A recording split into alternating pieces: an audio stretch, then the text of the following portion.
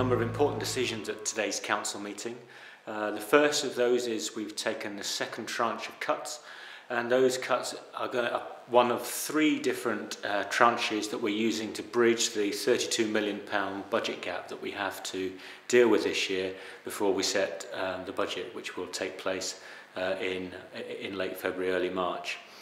The second decision we've taken is to set out a scheme of council tax benefit support in the city, and we have agreed a scheme which caps the amount of benefit which people are going to have to pay themselves to 8.5%. So that means if you formerly got 100% council tax benefit, you'll now have to pay 8.5%. Now that is much less than would have been the case if the full amount had been passported on, in which case you'd have had to pay 20%.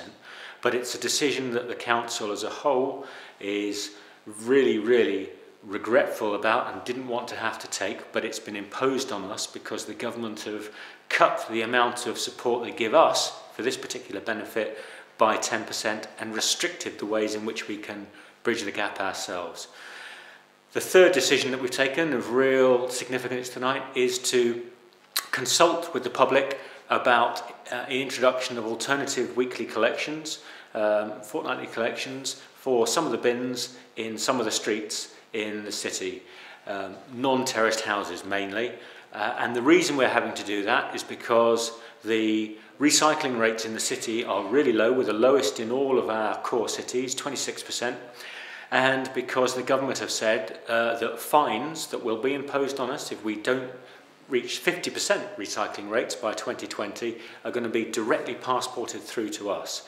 All the evidence shows that alternative weekly collection saves money and also increases recycling rates. So we've agreed today that the option to go out and consult will save us over £8 million in the next 5 years.